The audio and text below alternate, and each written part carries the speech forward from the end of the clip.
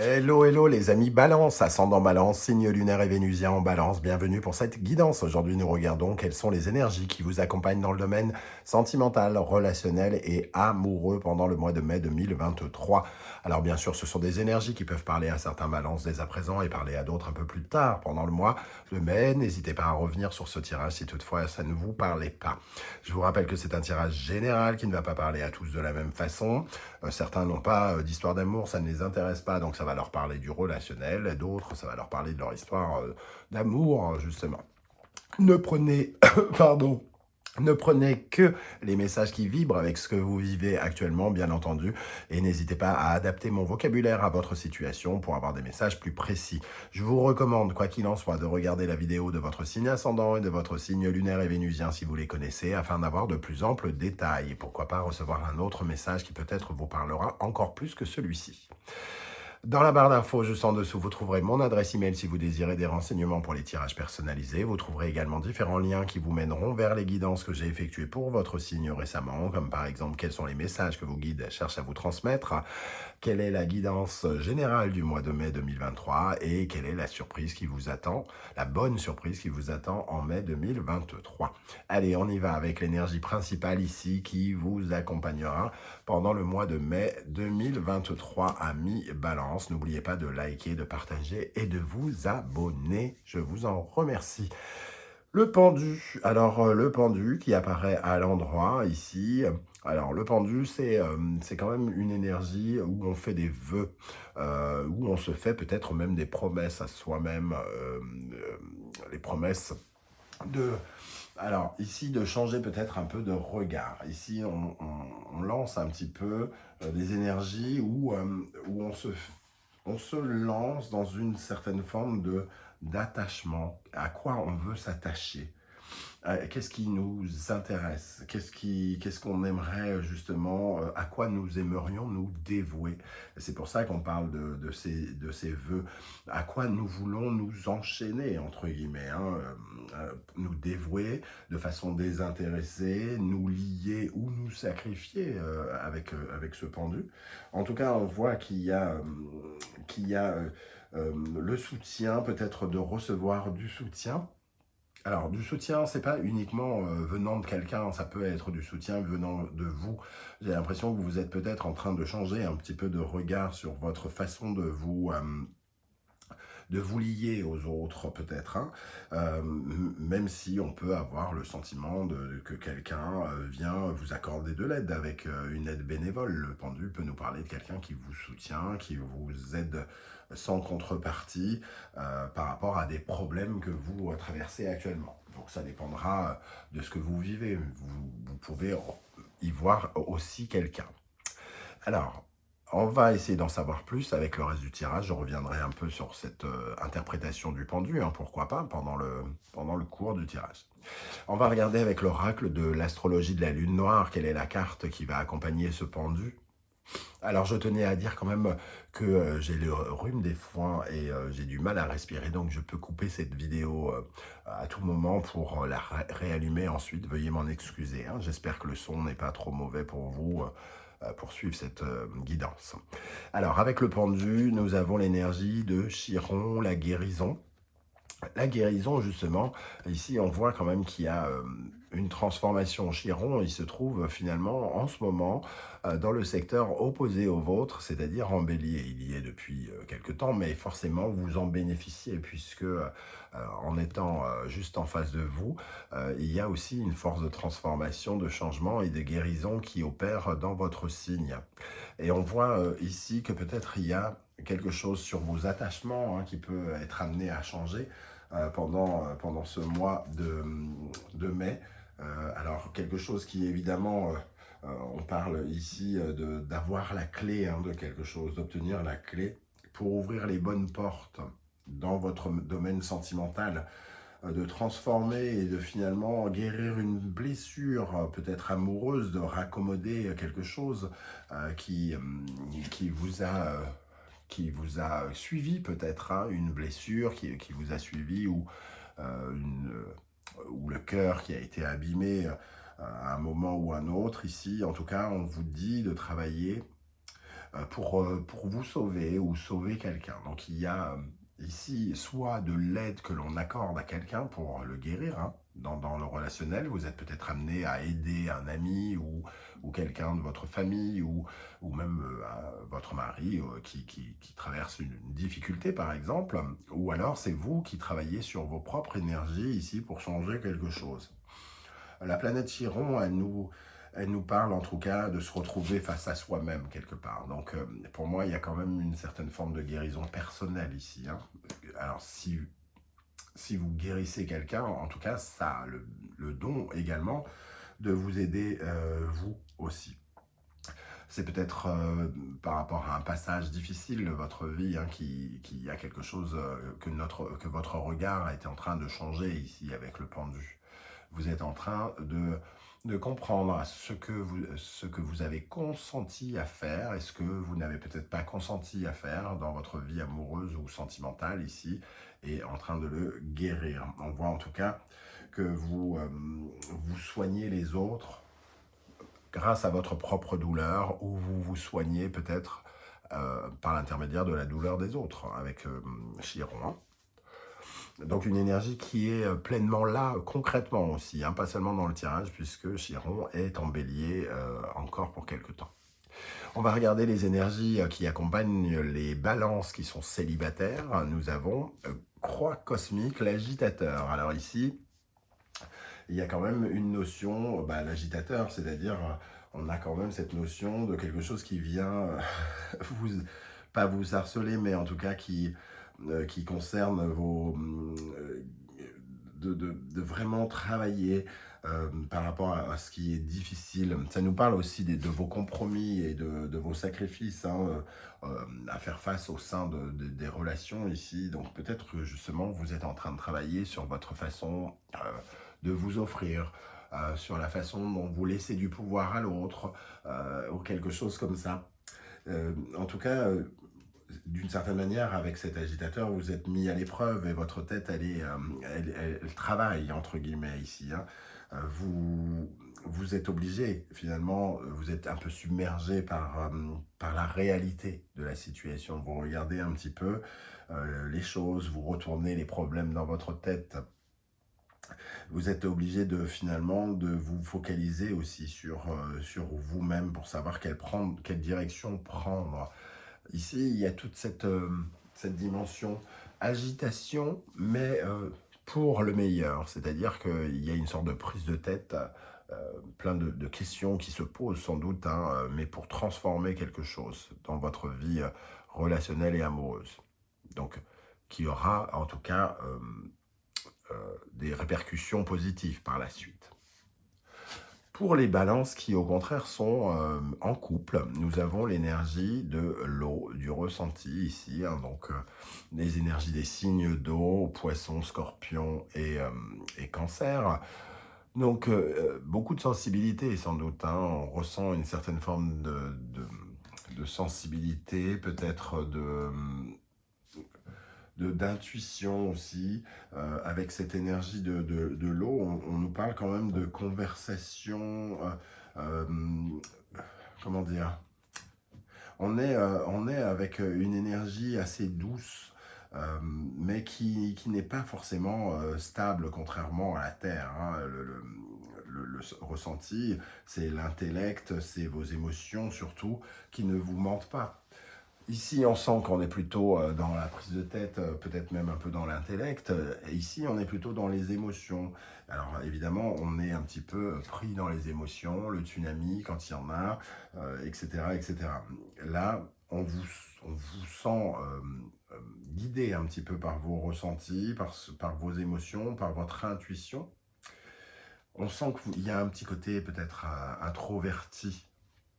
Il y a une certaine forme de méditation ici, parce que finalement on se confronte à nos vœux, peut-être à des problématiques aussi, et donc on est peut-être particulièrement ému par les choses qui se passent pendant ce mois, avec ces énergies où on se sent justement dans une guérison par rapport à notre regard sur certaines choses.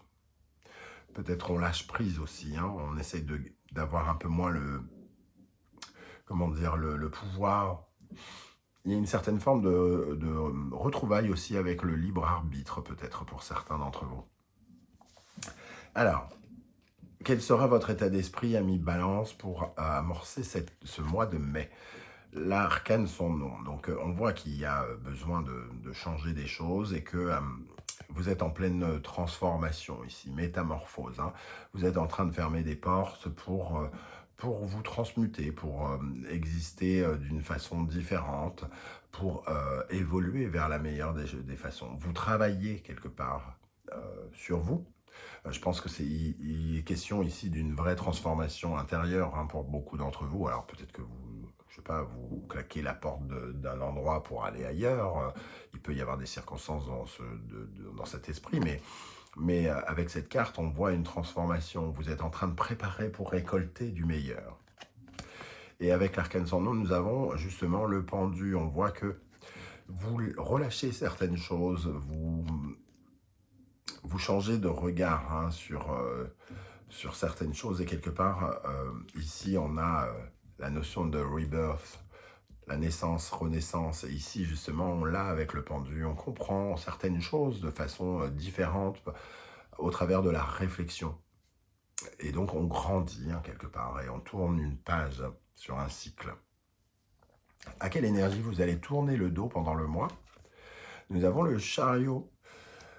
Le chariot vous donnez peut-être l'impression de filer un mauvais coton, d'aller dans la mauvaise direction, d'avoir fait de mauvais choix, peut-être, pour certains d'entre vous. En tout cas, ici, souvent le chariot, il est un peu dans la précipitation.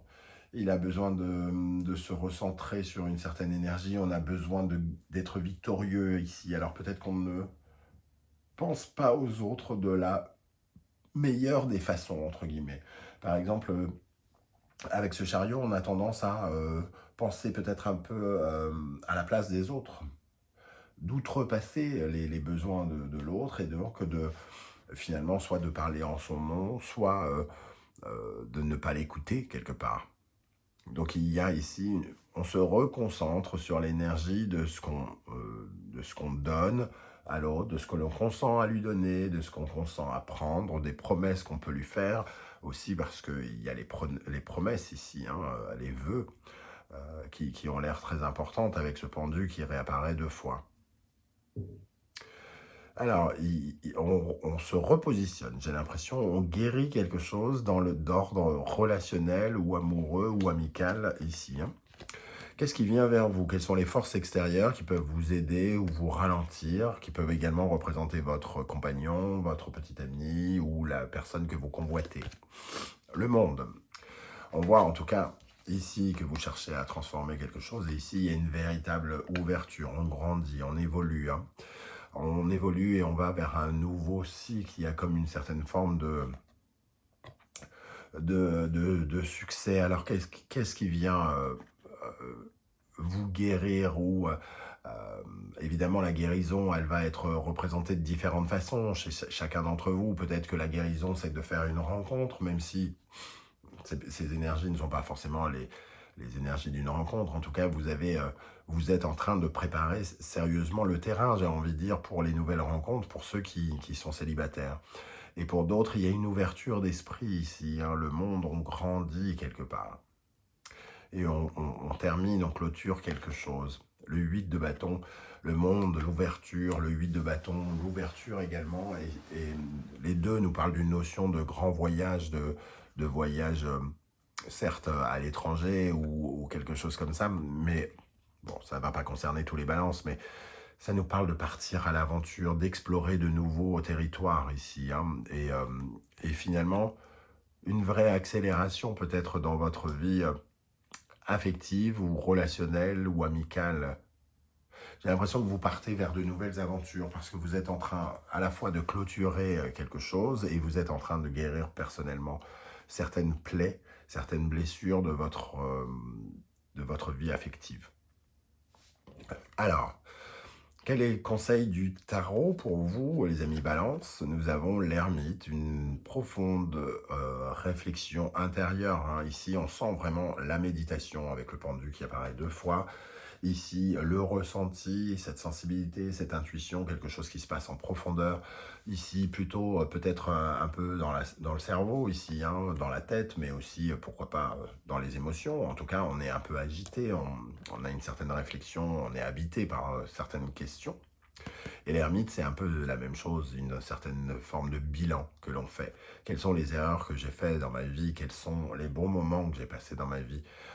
Comment je peux les reproduire? Comment je peux éviter de recommettre les mêmes erreurs?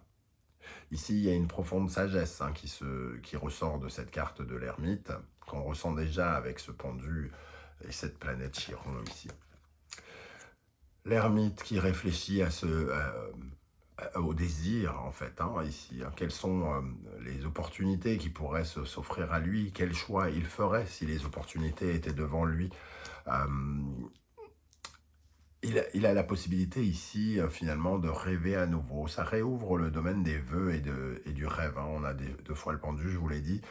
Et ici, le 7 de coupe, c'est un peu les grandes opportunités, le pouvoir de choisir. Alors attention, il y a toujours une certaine forme d'illusion, comme dans tous les rêves. Ici, hein, de bien choisir ce qui nous correspond le plus.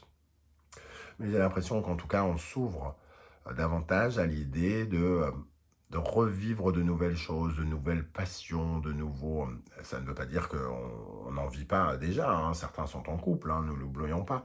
Mais ici, il y a quelque chose qui serait réinstaure ou qui se restaure peut-être même avec ce 7 de coupe qui nous permet de rêver davantage à notre vie, à faire grandir notre vie sentimentale et amoureuse. Comment les choses vont évoluer pendant le mois? Le jugement, on voit ici une résurrection, une libération. Il y a beaucoup de cartes de guérison, hein, quelque part. Pour moi, le jugement ici vous apporte une certaine forme de renaissance, des nouvelles qui vont, soit ça nous parle de nouvelles concrètes qui viennent vous répondre un peu à vos questionnements, mais ici, il y a quelque chose quand même qui vous transforme. Hein. Il y a une vraie transformation dans ce tirage, il y a quelque chose qui change. Waouh.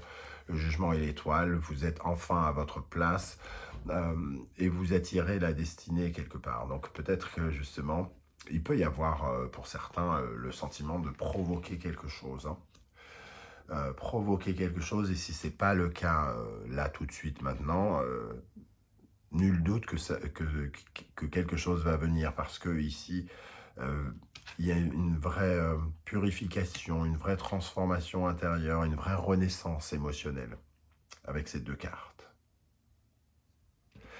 Pour terminer, en synthèse, nous avons l'énergie de la roue, la transformation, le changement, les changements positifs hein, qui vont intervenir dans votre vie. Alors, si ce n'est pour certains d'entre vous, peut-être dès le mois de mai, il pourrait y avoir déjà des changements positifs. Sinon, ils viendront en tout cas. Ici, il y a quelque chose qui déclenche la roue, le karma, la destinée, quelque part. On a déjà un peu cette notion de destinée avec la croix cosmique. Hein. Ici, on déclenche quelque part sa destinée parce qu'on s'est mis raccord avec quelque chose. On a soigné quelque chose qui devait être soigné pour pouvoir passer à la suite. Avec la roue, l'impératrice, très très belle carte aussi. On va enfin pouvoir refertiliser quelque chose dans notre monde relationnel amoureux. On va être à nouveau dans une certaine forme de communication. On va être à nouveau dans la création de son monde, comme si on refaisait tourner la roue pour que enfin il puisse se repasser des choses. Et là, je parle peut-être plus pour évidemment pour les célibataires. Mais il y a de très très belles énergies ici pour clôturer ici et qui donnent le sentiment que vraiment vous pourriez être récompensé en amour pour tout le travail que vous faites très intérieurement pour guérir, pour améliorer, pour penser des blessures, des choses comme ça. Donc il y a une progression extrêmement spirituelle qui va vous apporter davantage de soutien amoureux ou de vie relationnelle ici, j'ai l'impression. Voilà les amis, balance, comment je ressens ce tirage. J'espère que ça vous aura parlé. En tout cas, n'hésitez pas à me le dire en commentaire, hein, comment ça vibre pour vous, ce pendu, comment vous le ressentez. J'aurai plaisir à vous lire et à vous répondre comme je le fais à chaque fois. Si vous ne voulez pas dévoiler toute votre vie sur YouTube, ce que je peux comprendre, vous mettez un petit émoticône et j'aurai plaisir à saluer le fait que vous êtes passé. N'oubliez pas de liker, de partager, de vous abonner si ce n'est pas déjà fait. Merci en tout cas pour votre soutien et de me permettre de faire grandir la chaîne. On se retrouve très très bientôt avec une nouvelle guidance, cette fois-ci 100% professionnelle. En attendant, prenez bien soin de vous les amis Balance. Merci d'être là et à très très bientôt. Ciao ciao.